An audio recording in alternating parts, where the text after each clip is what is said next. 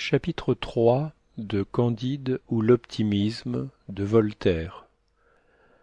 Comment Candide se sauva d'entre les Bulgares et ce qu'il devint.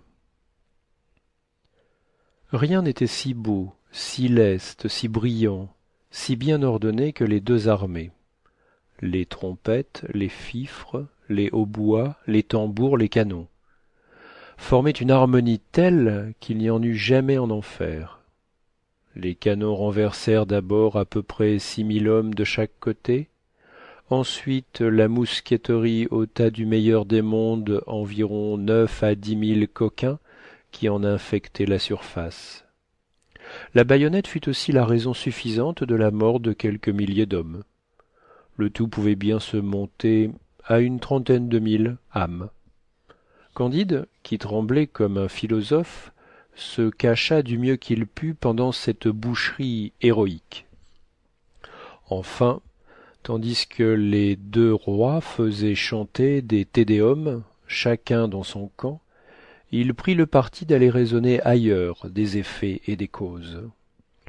Il passa par-dessus des tas de morts et de mourants et gagna d'abord un village voisin. Il était en cendres. C'était un village abare que les Bulgares avaient brûlé selon les lois du droit public. Ici des vieillards criblés de coups regardaient mourir leurs femmes égorgées, qui tenaient leurs enfants à leurs mamelles sanglantes. Là des filles éventrées, après avoir assouvi les besoins naturels de quelques héros, rendaient les derniers soupirs. D'autres, à demi brûlées, criaient qu'on achevât de leur donner la mort. Des cervelles étaient répandues sur la terre à côté de bras et de jambes coupés. Candide s'enfuit au plus vite dans un autre village. Il appartenait à des Bulgares, et les héros avares l'avaient traité de même. Candide, toujours marchant sur des membres palpitants ou à travers des ruines, arriva enfin hors du théâtre de la guerre, portant quelques petites provisions dans son bissac et n'oubliant jamais mademoiselle Cunégonde.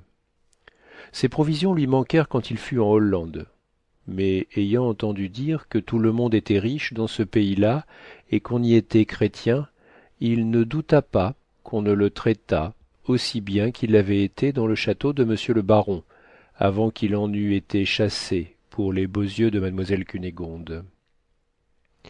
Il demanda l'aumône à plusieurs graves personnages, qui lui répondirent tous que, s'il continuait à faire ce métier, on l'enfermerait dans une maison de correction pour lui apprendre à vivre. Il s'adressa ensuite à un homme qui venait de parler tout seul 1 heure de suite sur la charité dans une grande assemblée. Cet orateur, le regardant de travers, lui dit « Que venez-vous faire ici? Y êtes-vous pour la bonne cause ?»« Il n'y a point d'effet sans cause, » répondit modestement Candide.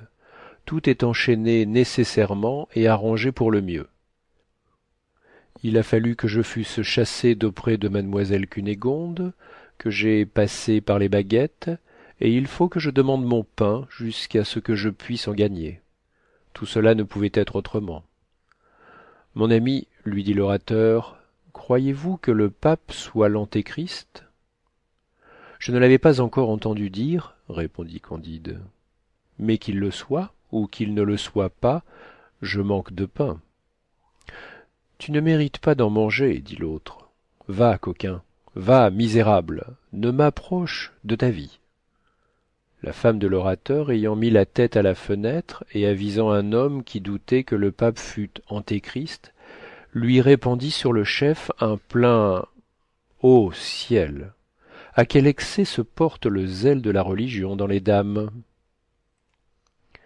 Un homme qui n'avait point été baptisé, un bon anabaptiste, nommé Jacques, vit la manière cruelle et ignominieuse dont on traitait ainsi un de ses frères, un être à 2 pieds, sans plumes, qui avait une âme.